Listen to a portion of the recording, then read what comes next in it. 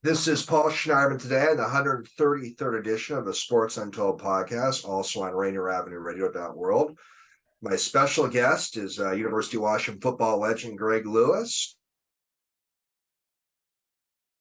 Husky Honk show. My podcast is now on Spotify, Amazon, Google, iTunes, Podbean. You go to sportsuntoldpodcast.net. You can also go to plslawoffices.com. I encourage my listeners to click the like button regarding my show and go to sportsuntoldpodcast.net and the other outlets. You can go to Sports Untold YouTube and watch it as well. My new producer is Olivia Coyne. I've been friends with her family for years. Olivia's a UW student doing a good job. All right, Greg, back to you. I've had you on my show quite a few times, and I do a similar introduction each time, but I'll scale it back a little today. Greg's Husky football legend, played for the Denver Broncos, inducted in the University of Washington Hall of Fame and the Seattle Public School Hall of Fame. Greg, as I just mentioned, is one of the panelists of a Husky Honks show with Mario Bailey and Dave Softyweller.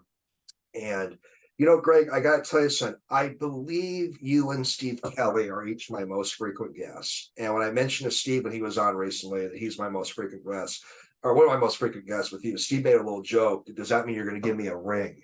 So, Greg, are you going to ask me to give you a ring? No, I got a few rings. I think I'm okay in the ring department. I just enjoy coming on and talking Husky football. So anytime that you want to have me on, feel free to hit me up, and I love to come talk football. Oh, thanks, Greg. Well, maybe I'll give you a ring in spirit then. So I had to.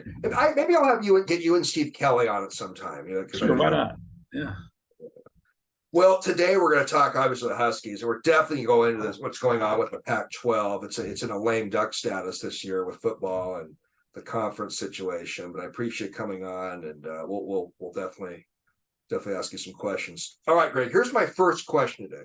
Mm-hmm. I asked you in a couple interviews before who's a living sports figure you love to spend time with. You gave a great answer, LeBron James. I think for the question of who's a deceased sports figure, I think you mentioned Muhammad Ali. So I think you gave two good answers to those questions.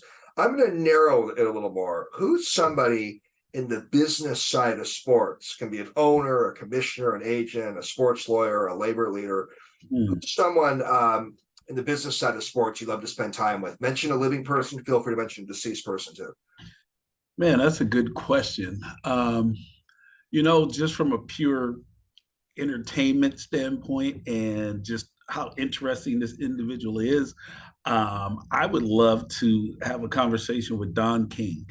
And I can tell you, for several reasons. One, he's such an enigmatic personality. He's polarizing, but the guy was able to make a lot of money in boxing as a promoter. And he was able to be engaged and involved with a lot of people, from Muhammad Ali to Mike Tyson, that were some of the best ever in the game of boxing. And he was able to navigate that world, knowing that there's the up and up side of boxing, and then there's that underworld seedy side. And he was able to kind of navigate through both of them. However he did it, it would be interesting to know and find out, and to kind of get his take on how boxing was then. In those days, Muhammad Ali fought Joe Frazier 3 times. He fought Ken Norton multiple times. He fought George Foreman when they were both at their primes. And now in boxing, it seems that everyone's afraid to lose a fight. They're afraid to lose one time. And so the best hardly ever fight each other. That's why I was really excited when Errol Spence and Bud Crawford fought recently. I thought that was one of the best fights since probably Canelo Alvarez and Gennady Golovkin. So I'm into boxing, as you might be able to tell. So I think Don King would be somebody I'd love to have a conversation with. What a great answer. I think he's 92 years old now, and he has a cool haircut too. Yeah. I did not see that one coming, Greg. So that's a reason why I enjoy these type of questions. Any deceased business figure in sports you can think of? You can come back to me later if you want. Yeah, well, I think of course, I believe is Stern, the former basketball commissioner. Is he still? Is he still? He did pass a couple of years ago. Yeah. Basketball back in the 1979 championship that the Seattle Supersonics won. The game was tape delayed. I remember having to listen to it on the radio as a 10-year-old. So I was a big Supersonic fan. And from basketball to go where from where it was when the games were tape delayed, the players probably weren't making that much money, to where it is now, where guys are signing $70 million a year contracts. To see that evolution, guys like Stern and, the current commissioner and the players and guys like LeBron James who have been, forcing the hand of the organizations to pay players salaries commensurate to the amount of money they're earning. It would be fascinating to learn how did they grow basketball in my lifetime from where the games were championship game was tape delayed to now basketball during the NBA season, every team, every game is on some channel or streaming somewhere, and they're making multiple billions of dollars. So they're paying players $60 million a year. He was not very kind and gentle to Seattle during the Sonics relocation battle, David Stern, but no doubt he'd be an interesting guy to spend time with. Yeah. To spend time with. Great answer. Okay, I'm going to throw another one at you. Then we're gonna get to Husky football soon. Sure. Who is a living person in the political world or public policy world you'd love to interview or spend time with, and who's a deceased person in the political world or public policy world you would love to spend time with? All right, you're gonna get me in trouble for this one, but Okay. I would love to spend some time with Ron DeSantis because I am from Florida, and the job that I think he's doing down to my home state is deplorable, and I would love to spend some time with him. And it may not be a lot of talking in that meeting.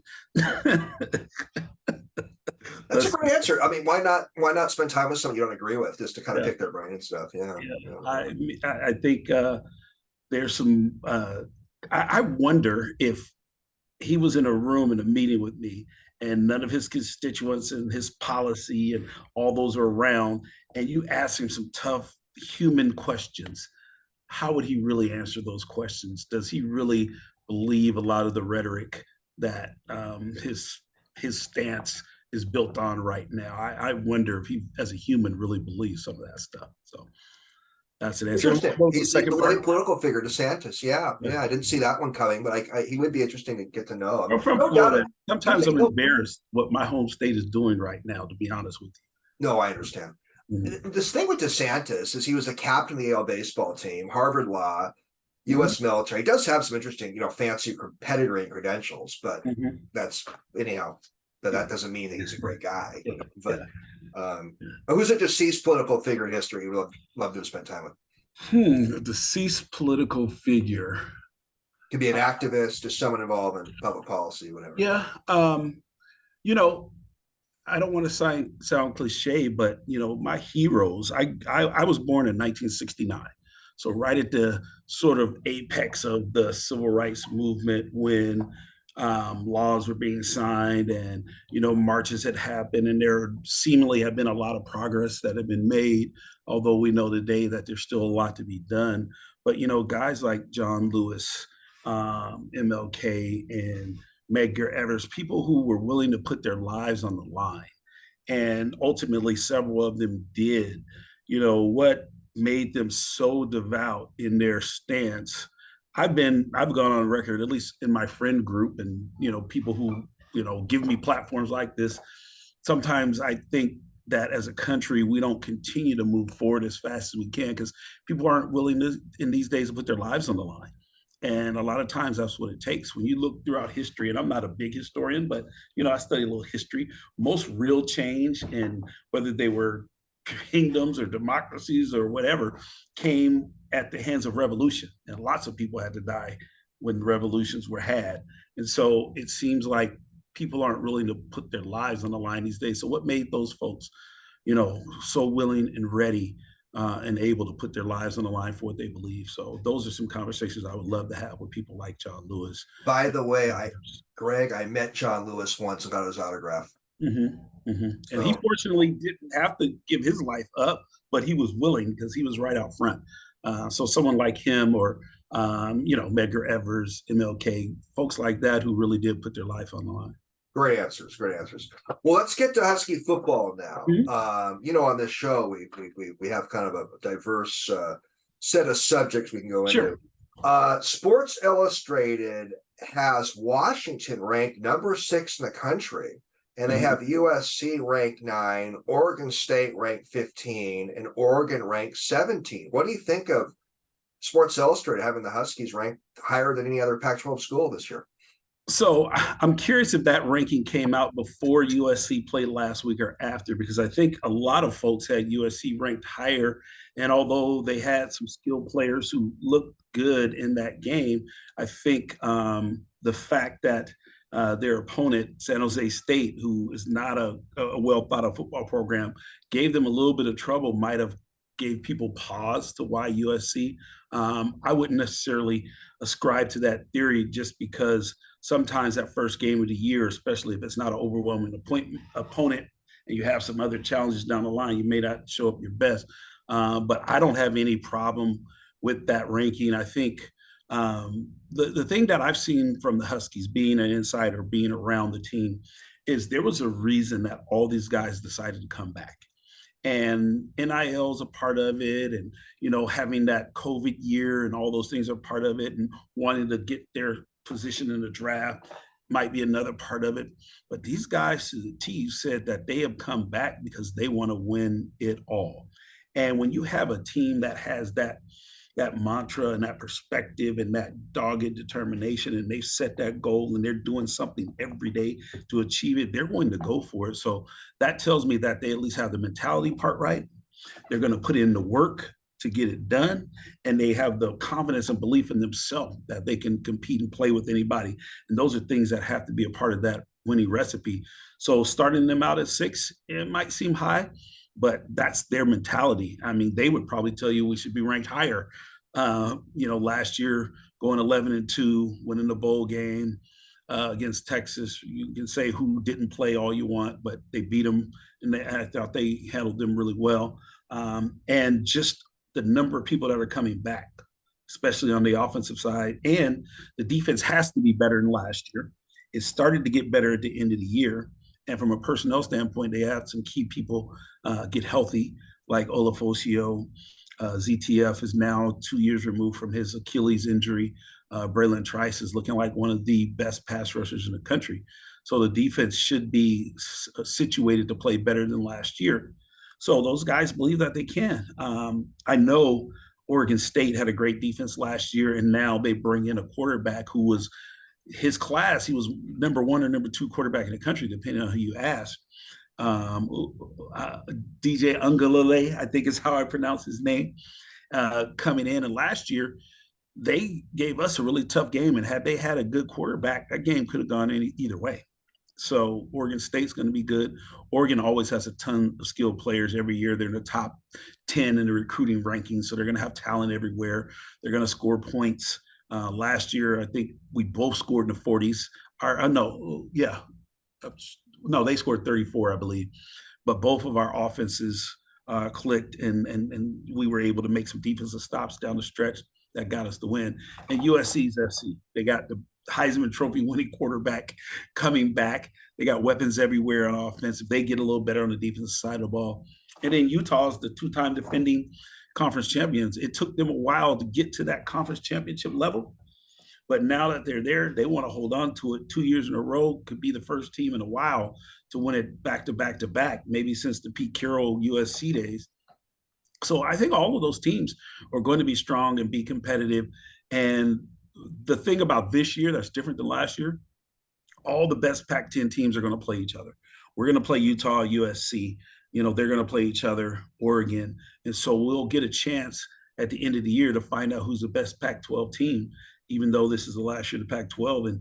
And one question I wonder about is, can a one-loss Pac-12 team still make the playoff? Because it's just so hard to go through the Pac-12 unblemished. It very, very rarely happens. We haven't done it since 1991.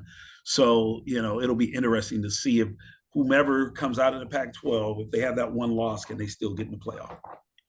Greg, a lot there, a lot of good analysis there. You mentioned the Washington defense, and the Huskies, I believe, ranked about 100th in the country last year in the pass defense. Are you feeling better about it this year? Yeah, here's the thing.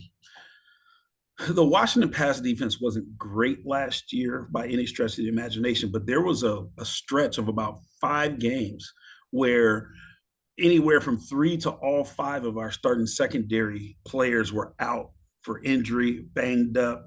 we were playing a lot of young kids and even young kids that were banged up.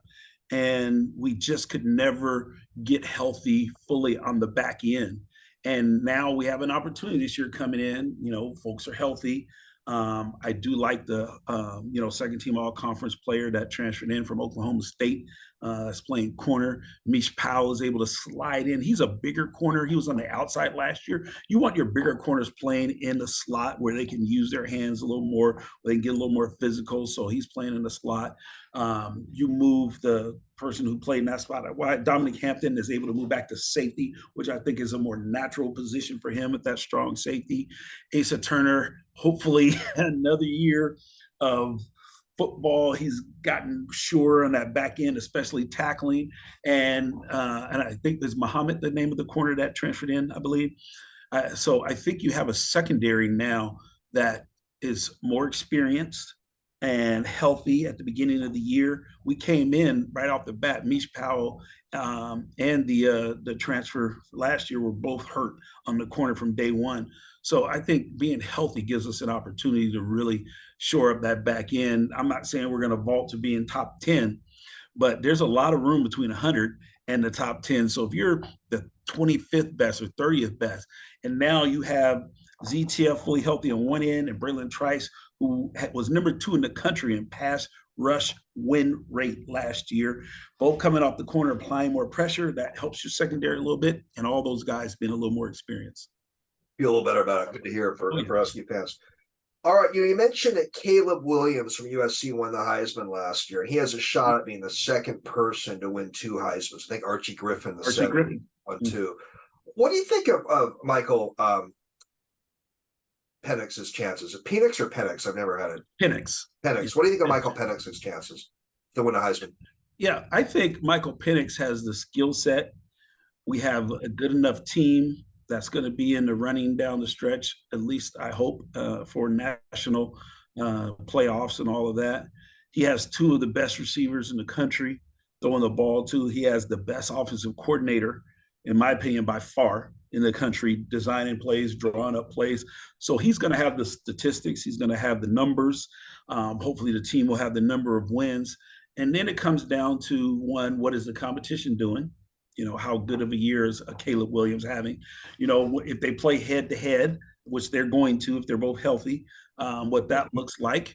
And then, frankly, the one thing he can't control is sort of that national aura. USC has a list of Heisman Trophy winners. Michigan probably has some Heisman Trophy winners. Alabama has Heisman Trophy winners. We don't have one.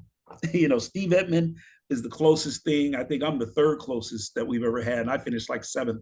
We've had like maybe 3 or 4 people finish in the top 10 in the Heisman Trophy rate all time.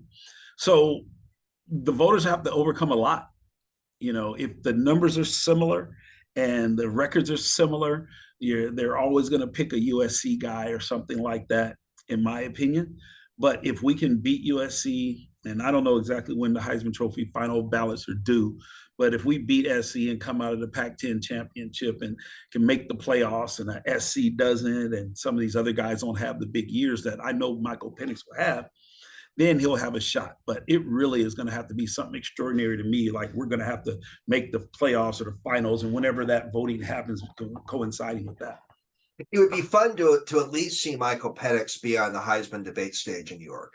Yeah, that'd be nice. I mean, the top 3, I know they used to have a top 4 sometimes, but top 3, I think, from his numbers are going to justify him being there, I believe, for sure. Greg, we've mentioned, you and I have talked about USC a couple of times so far in this podcast, and Jen Cohn, the longtime University of Washington athletic director, as we know, left last week. It was a bombshell news when she decided to leave the UW to become the USC athletic director. Yeah. And Greg, you worked in the UW athletic department. You know the program pretty well. Mm-hmm. When I talk to people in Husky Nation, I get a lot of different thoughts about Jen leaving. I have some who say it's a significant loss, some who are mixed about it, and some kind of think it's good riddance. Maybe it's not a horrible thing that Jen left. How do you analyze Jen Cohn leaving UW? Well, Jen Cohn leaves a legacy, having done some really good things. I think, hiring Kalen DeBoer was a home run for her. I think with the mess that was made of our conference, going back to Larry Scott, and I'm not laying this all on his feet because the college presidents were his bosses and they watched him fumble over and over again. Don James would have never put him back in, by the way. I fumbled once, and that was the only reprieve I got. But he fumbled, and then Kilclough not being able to, wield influence to get the deal done. She was able to take all of that mess and create a path to us getting into the Big Ten, I guess, is the name of the conference, and it'll probably stay. So she has done some good things here at the end of her career. Certainly, people are going to hold the Jimmy Lake hiring and the basketball coach hiring and saying that she missed the mark there. No one bats 100 or 1,000% or 100% or whatever you want to call it. So she's done some good things, and she's had some areas where she could improve. There are some other things I think from the administrative standpoint that could have been done better, and there's some things she did good. So I think it's the mixed bag. It's she did some good things, and she did well enough, especially down the stretch here. That program. Think about USC and USC athletics. And nobody's 1,000 batter, 1,000 hitter. Yeah, but, USC. Yeah, it is a great program, and they're always striving to try to find the best and find people who they believe are going to do a good job, and they believe in her. They believe she can. Now they've made some hires that have been questionable over the years, so we'll see. But personally, I got a chance to work with Jen going back to 2000, and I've seen her grow in her career in athletic administration, becoming one of the best fundraisers there is. And I've seen her make some good calls, some good decisions.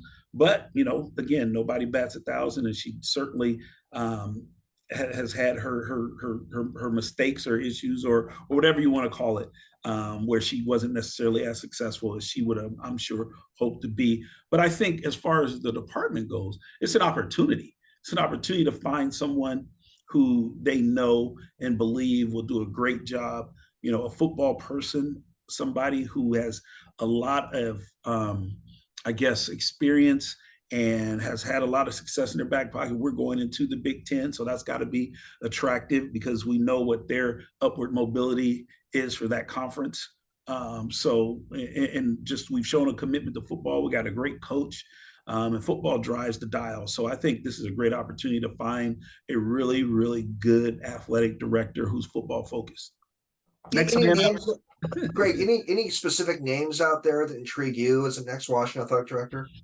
I'm gonna be honest, I haven't thought about it or looked into it enough. I've been pretty busy.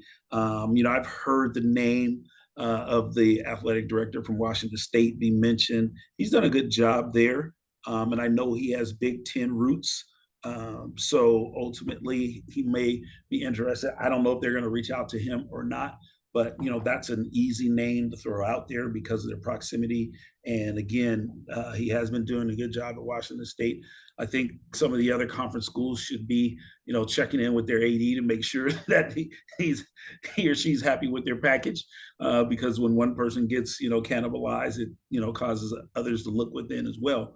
But I would hope that it's an established athletic director and not an up and coming. That would just be my hope. Up and coming could do great, but knowing that we got to navigate, this minefield of college athletics right now with the conferences cannibalizing each other and changing and trying to negotiate deals and all those kinds of things. Somebody who has a lot of experience doing that. And if time comes and we have to hire a new football coach at any time in the next 5 years or so, that we have someone who has that wherewithal to be able to do that, and somebody who can look at what's going on within our athletic department right now and see changes that need to be made and figure out a way to get them done. Los Angeles is an interesting place. Do you think Jen Cohen's a good fit for that whole LA scene? Yeah, I think Jen Cohen, Los Angeles is a city of entertainment, and it's a city of, getting in with the in crowd and the in people. And Jen has a knack for being able to do that. Yeah, I can see that. I don't know as well as you do, but I can see that. The group of people that I know that love her the most at the University of Washington are our big donors. and she's had a lot of success with them, and that's going to be critical, obviously, at a place like USC, getting in with that, that group of folks who have really been supportive of USC football. Greg, what do you think of Colorado hiring Deion Sanders? We're only going to be in the same conference with Colorado and Deion this season, but do you think he's going to add some spark to that program? Like, give me your take on the Colorado Deion Sanders hire. Yeah, for Colorado, I think it was a smart move. It was a great move. I mean, they've already shown return on results. When you look at the spring game and how many people turned out, I think it was over 40,000 people turned out for their spring game, and they charged people for it. And it shows that people are interested in Deion Sanders. And, the thing that I've, in my life, that I've known about winners is typically, they learn things along the way of what winning organizations look like and what winning needs in order to happen, and how you foster a winning environment. And Deion has won quite a bit in his career, from Florida State days to Dallas, and the 49ers, and then went to Jackson State as a head coach and became very successful there. So he's learned some winning formula things. I will say this: I think the Colorado turnaround is bigger than he might assume it's going to be.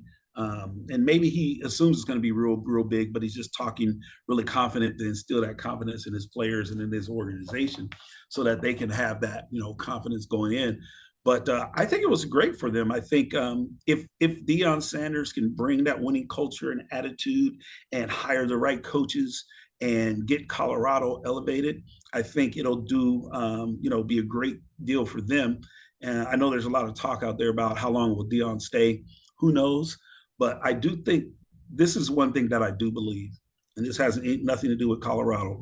Deion Sanders is good for young men. I don't know him personally really well, but I've read about him. I've observed him. I've seen and heard what people who have played for him and had an opportunity to engage with him have said, and, the impact that he's had on different areas and lives and environments. And I think Deion Sanders is really good for young, especially, young men who come from the inner cities and come from, circumstances similar to his. He's been able to get to the mountaintop, and he's left breadcrumbs and a roadmap along the way, and he's willing to share that. So I think he's good for those kids at Colorado. It's just kind of interesting with Deion, how years ago he was kind of seen, Greg.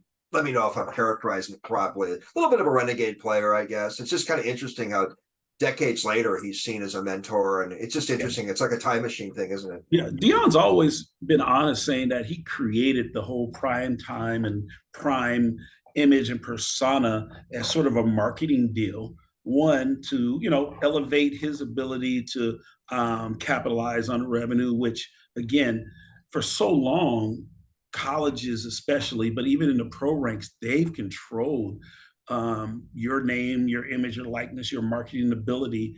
And Deion, like a Floyd Mayweather and some of those folks, where one of the people said, I can create my own. I'm not a businessman, but I'm a businessman, like Jay-Z said. And so I'm going to create my own business and persona. And to me, that's smart. That's something that he can teach to others. And so even in that, I think he was being a mentor. He was just kind of ahead of his time. And so for me, he said he created that mantra, but who Deion is, if you've ever gotten to know him, you go back and you meet his parents and where he's come from. He's always been this, down to earth, old school values. And it sounds weird to say, but in some ways even humble, when he's away from the limelight and all of that. And I think he has a lot of lessons that he can teach. But being primary in those is take control of your own image and take control of your own ability to market who you are. And that's given him a greater platform today. And because of that platform, he's able to, speak into people's lives, and people are able to listen, or are interested in listening to what Deion has to say. Well, Greg, I appreciate those insights about Deion Sanders. There was a 60 Minutes episode on him about a year ago before he took the Colorado job, and I think he was at Jackson State. And interesting guy, no doubt about it. Yeah, definitely. All right. Well, I remember you and I have talked over the years about some hypotheticals about the Pac-12 breaking up and the UW and Wazoo going in separate conferences. It just struck me, Greg, as like sports junkie conversation talk. But now it's reality. Now it's actually happened that 4 Pac-12 schools are headed to the Big 10, and Arizona and Utah and Colorado are leaving. Greg, break it down. What's just your take on all this conference shuffling madness? Yeah, I would say this was an inevitability. This has been happening for a long time. And I think, when you think about what's driving this, what's been at the seed of it, you got to look outside of just college athletics and start thinking about the big networks, the ESPNs and the Foxes on wanting to own the market share of college football broadcasting so that they can advertise and make billions and billions of dollars. And so driving that, if you think about, say a Fox network, we get the Big Ten and we get to broadcast them. We got 10 great teams and 4 great markets. Well, what if we had 20 teams and 9 great markets?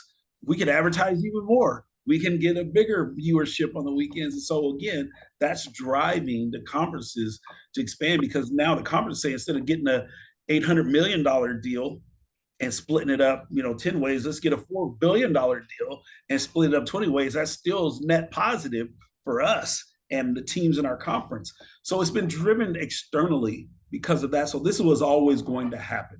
I think the disappointing part for me is, how every year in Major League Baseball, especially, I think there's always at the trade deadline buyers and sellers. There are teams who are going to be making a run to the championship, so they're buyers. And there are teams who are going to kind of fold and fall aside, and they're sellers. It's sad that the Pac-12 wasn't a buyer in all of this, that we're sellers.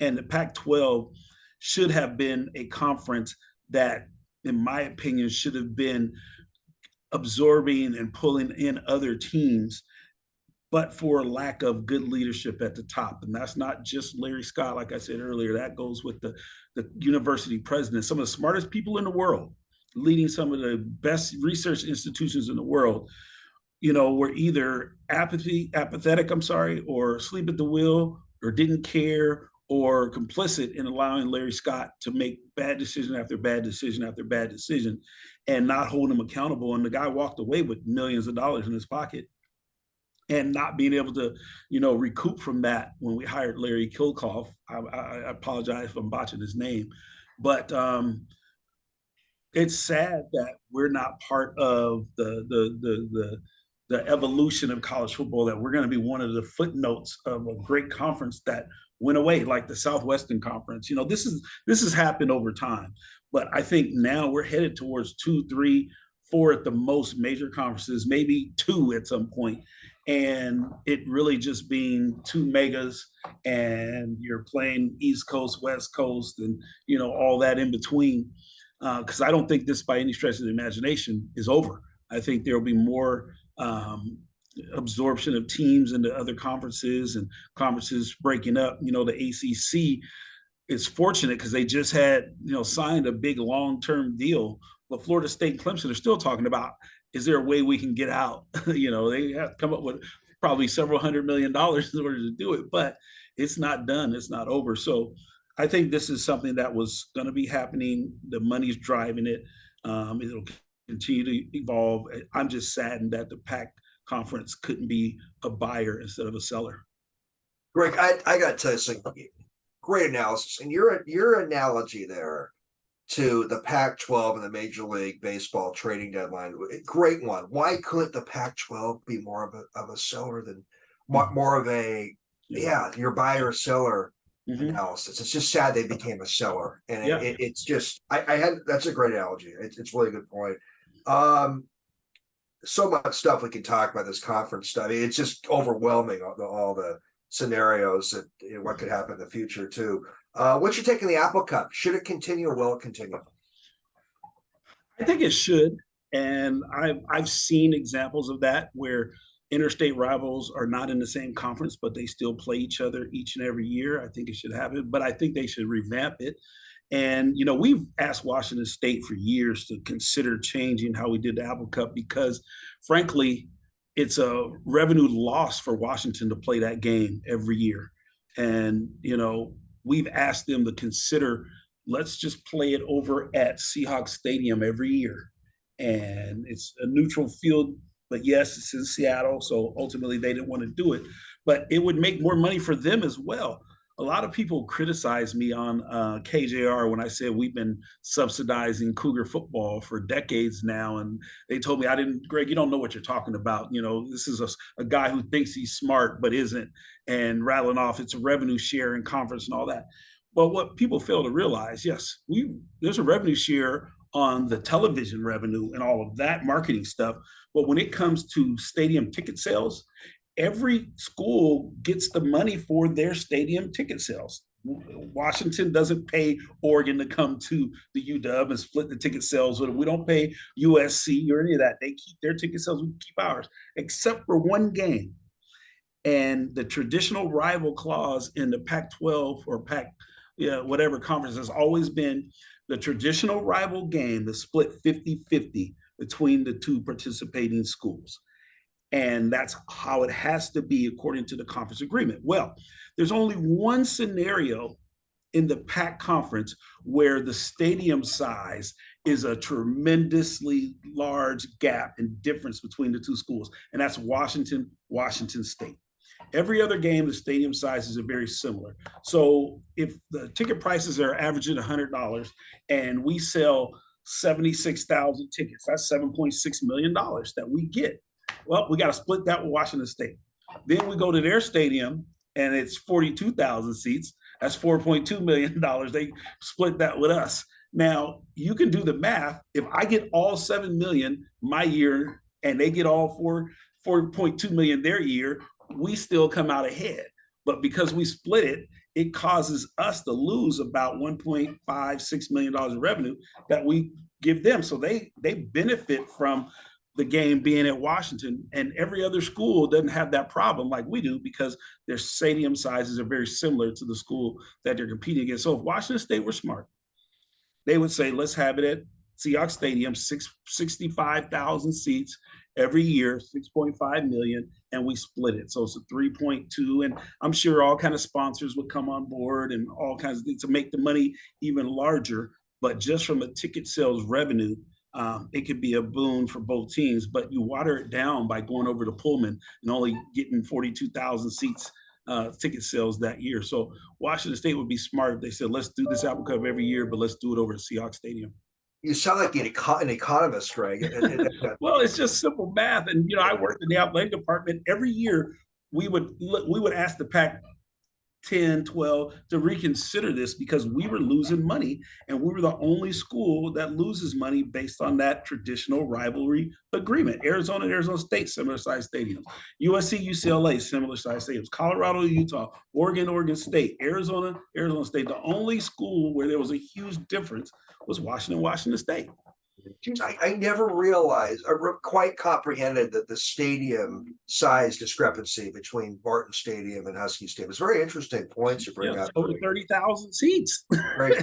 I have read over the years, Greg, that the local Pullman economy, Whitman County economy, does pretty well during the Apple Cup, like a lot of small restaurants over there and things like that. I'm sure to some degree, but again, if you get sponsors involved and all of that for the school itself, you're going to make twice as much money or a significantly more by having a game in Seattle at a Seahawks stadium than you are there. And maybe somehow you through those sponsorships agreements, you let some of that money get down into the local economy. A lot there. Greg, I know you got to leave right before 4, so I'll try to get about maybe 15, 18 more minutes in because so much fun going back and forth with you. Let me do a quick retro. Husky coach, Kalen DeBoer, what do you think? You think he's going to be the guy for the rest of 2020s? Are you worried he could leave? What put on the Greg Lewis crystal ball about coach? Well, as far as the University of Washington is concerned, we need to hold on to him as long as we absolutely can. This guy has been a winner at every stop, and there's a reason why. And it's a winning formula, a winning recipe. And then when you give someone who has that piece and then you give them the resources that they need, the sky's the limit. And there's no reason that we can't continue to be good every year and that we can ascend into the playoff level and maybe even win a national championship with him at the helm. Of course, he's got to, hire the right assistants. Guys like Ryan Grubb aren't going to be happy being an assistant, although we pay him a lot of money to be an assistant. $2 million a year as an offensive coordinator is quite a package. But he's going to want to be a head coach at some point. Teams are going to come after Ryan Grubb. we get into the Big Ten, and let's say, a Michigan, Harbaugh leaves and all that. Ryan Grubb, why wouldn't he be a big target? So I think from a standpoint of Washington, we'll try to keep him as long as we can and forever if we could. I think the threat is does USC lose their coach? Does Michigan lose their coach? Does Ohio State coach at some point? Whatever.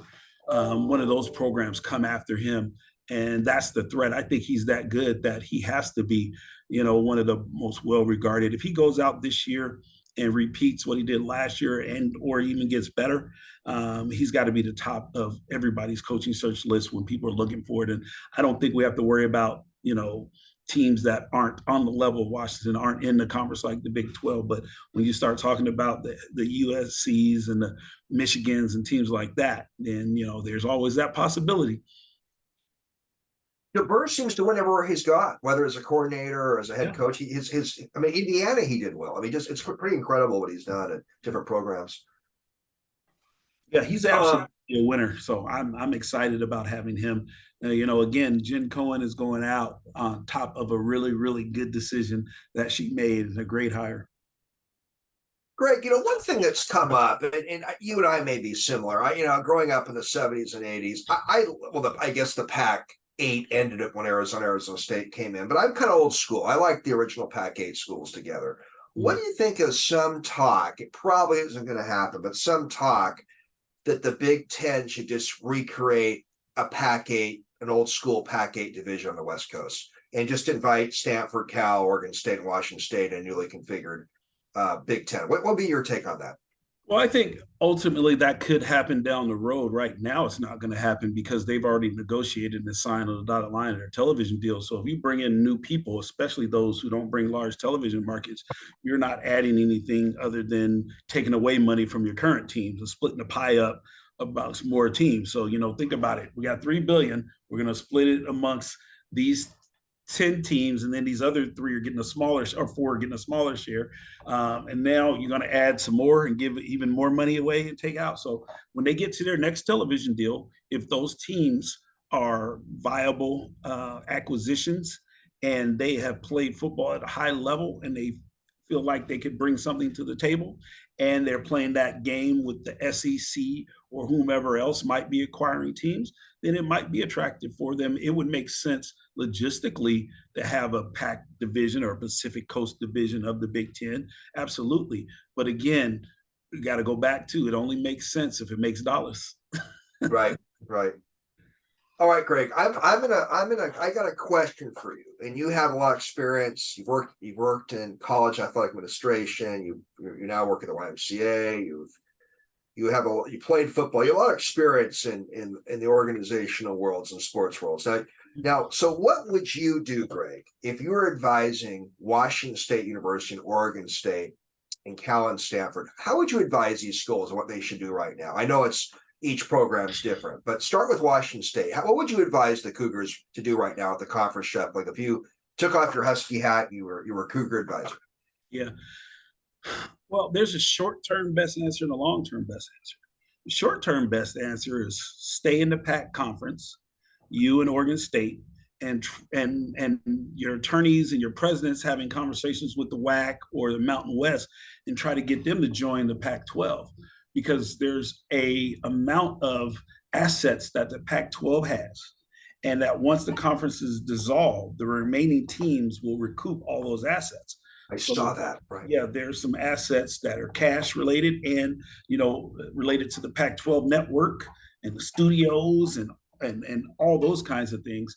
That there's assets that Oregon State and Washington State, if the ACC takes Stanford and Cal and they go somewhere else, if they remain and can bring those other conferences into the Pac-12, then that would be a smart short time, because that could keep them, financed at the level they are right now for a few more years. But when you start thinking long term, is that the best scenario? Long term, if you can get into a conference like the Big 12, that would probably be a better long term scenario and or medium term. What I would say is try to get into the Big 12, sign like a 4-year agreement, 5 whatever number of years, and then when the Big Tens new TV deal comes up, if you're available at that time, you might have the Big Ten wanting to come in and bring you in. But in the short term, if you don't see a path in any of those directions, stay in the Pac-12 and try to get those. And this is true for Oregon State. I would say the same thing for them. Try to get those teams to come join you, collect the assets that you have, and then when some of these teams or conferences get to their next television deal, and if you're still playing at a high level, you might be able to get in. Greg, I just read John Wilner's column. He's the Pac-12 columnist, and he brought up your points the other day in a column that Washington State, Oregon State, especially, could be incentivized to not leave the Pac-12 right now. Yeah, that's something you shared as well. Yeah, they absolutely can stand to. And if they do dissolve and leave and go to another conference, then whatever those assets are will be spread amongst all 12 of the former teams, since there'd be nobody around. But there could be some immediate return if they decide to stay as a Pac-12 and bring some other teams into the conference. Would you give Cal, Stanford, Oregon State similar advice you would give Washington State about what to do? Well, Oregon State definitely. Washington, Oregon State, I would say the exact same thing. Cal and Stanford, because of, I think, their academic status and prowess, and they're in the Bay Area. Let's not kid ourselves, a huge television market. If Stanford and Cal, if Stanford could get back to the success they're having on the field, and they generated just like they really cared about sports and athletics, Cal, did the same thing, and you could get that Bay Area market energized around college football, that they would be very attractive to any conference, the Big 10, Big 12, because now you got two teams that are playing good football if they, invest in football. And now you got the San Francisco, the San Jose, the whole Bay Area market. If they, catch fire around college football, now you're talking about an opportunity to bring eyeballs to the TV sets to increase your package that you're selling to, commercials and all that kind of stuff. So it can really enhance your television deal. So if I'm those two, I'm going to invest in football, as much as I can, and I'm going to try to get into one of these major conferences and really raise the profile of my teams.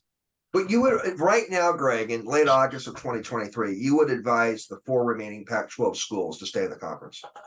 Well, I think if Stanford and Cal can get into one of the major conferences, I would advise them to do that right now. Washington State and Oregon State, different scenario.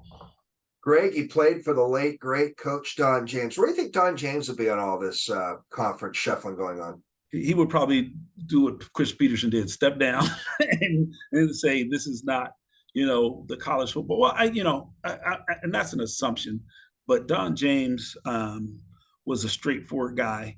He really thrived on, having routine and doing things a certain way.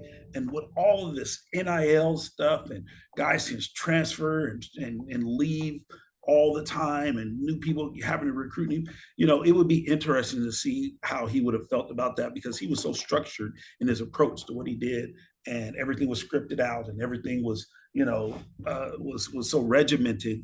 It would be interesting to see how he would thrive in this, era of being in flux and moving, changing in midstream and all that kind of stuff.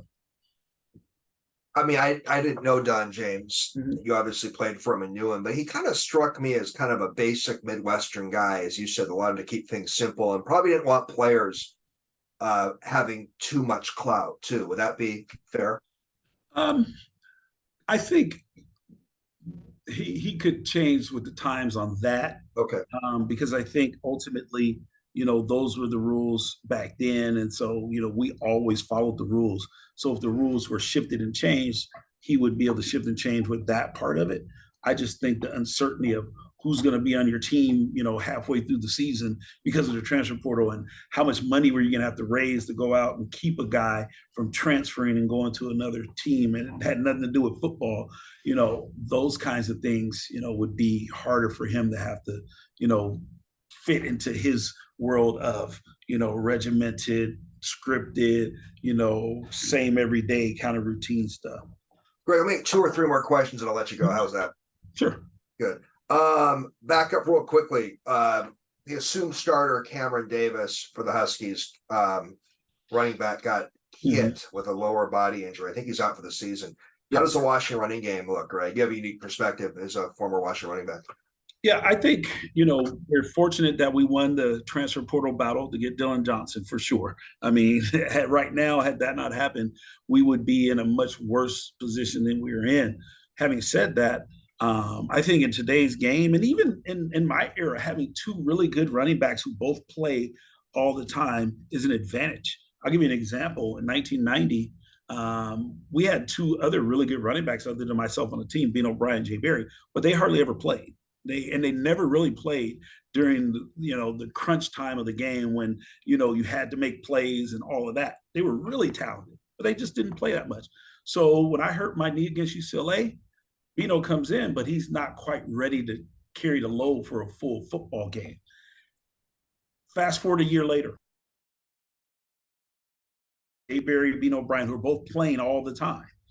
And there were times that season, you think about the Nebraska game, where Jay Berry's 80-yard touchdown run saved them that game. You think about the Cal and the USC game, Bino had two huge runs down the stretch that gave the Huskies breathing room to win. So they needed both. It would have been fantastic to have Cam Davis and Dylan Johnson this year, two running backs that are both going to play a lot, who complement each other, who both do everything well, block, catch, pass protection. Now you're down to one who has that experience. The other guys may end up being good, but they don't have that experience like a Cam Davis did last year, getting all the carries like Dylan has. And Dylan has been nicked up in his career. I think he had 89 carries last year and 89 the year before, with about 45 to 50 receptions on both of those years. So he's been nicked up a little bit and missed some time here and there. So if he gets nicked up now, what does the running back room look like then? How deep are you at that point if he goes down? If you got Cam Davis, he goes down, you still got Cam. So it's always better to have the two. Having said that, I think this offense is built on throwing the football. It's built on, the 2,000-yard receivers of Michael Penix and, tossing the ball all over the field. So if we can keep Dylan healthy and keep him in the games each week doing what he can do, then we should be okay. Not necessarily a lot of drop off, but it would have sure been great to have those two guys for sure. Good points. Good points. Greg, real quickly, I know you're a former member of the Denver Broncos. I think you remain a Broncos fan, but the Seahawks are predicted. You do live in Seattle, so I can ask about the Seahawks. The Seahawks are predicted by Sports Illustrated to win the NFC West. What do you think about Geno Smith and the Hawks this year? I think Geno Smith is a very capable, competent quarterback.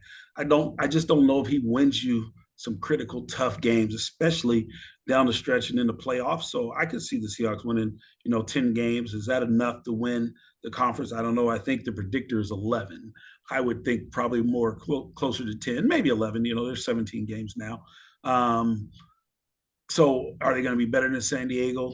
I mean, I'm sorry, they're not in the AFC West anymore. Are they going to be better than San Francisco? Is what I meant. I don't know that they're going to be better than the San Francisco 49ers. So if you were to ask me, I would predict the San Francisco 49ers will win the division. Better defense. And, they have a young quarterback that looks like he might really be the real deal. And I'm a huge Deebo Sanders fan. I really love McCaffrey when he's healthy at the running back spot. So they got a lot of juice down there in San Francisco. I still get the print edition of Sports Illustrated. So the SI predicts, it's just one prediction entity, or whatever you want to call it, magazine, but they predict the Seahawks go 11-6. But we'll see. Well, Greg, that's my final question. I'll let you go. Is just about Pac-12 football this year. Anything fans should look out for? Any players? Any little nuggets that fans should look out for this year? Well, I just think overall the Pac-12, which is just ironic, these things, tend to play out this way, has gotten stronger over the last several years. And now you have a really, really strong conference, top to bottom. And it's going to be the last year of Pac-12 football, which is unfortunate. So I think this conference is going to go out with a bang. You're going to see 5-6 teams that are going to have 8-9 wins and only losing because they're knocking each other off. I think we'll have a great non-conference win-loss record. We'll have a great bowl game, end of the year record, because there are going to be some really strong teams coming out of the Pac-12. If one of them can limit it to just one Pac-12 loss and get into that playoff, I think they can be dangerous. I think the Huskies might be the most dangerous out of those teams because they can score on anybody. And if our defense takes the jump from 100 to say down to 40 or 35, I think we could be in the running to compete with some of those teams. I remember the last time we made the playoff, we weren't tough enough on the offensive side to score lots of points against a team like Alabama. I think right now we can score 35 points against Alabama. It's just a matter, can our defense hold them to 34 or less? All right, one more quick question. I'll make it really quick, and you got to get out of here. I know that. Would there be any poetic justice? You and I are both Huskies. If, say, Washington State or Oregon State won the Pac-12 this year in the lame duck Pac-12 season? No, I would hate that. I would absolutely hate that happens. I don't think that it's no one else's fault necessarily that the conference fell apart. That's a member school, so it serves the other 10 teams right that Washington State and Oregon State went. I think it was a leadership thing from the top, as I've said and repeated a couple of times. So I don't think there should be any solace just because Washington State and Oregon State got left out of being acquired. Some of that is due to their inability to have football invested at the levels that some of the other schools have. Fair enough. I've just heard a few Husky fans say that behind the scenes. But Greg, thank you so much. I look forward to seeing you again soon. What a great hour. Really enjoyed it. Thanks, Paul. Good to see you. See you soon, Greg. Thank you. Bye-bye.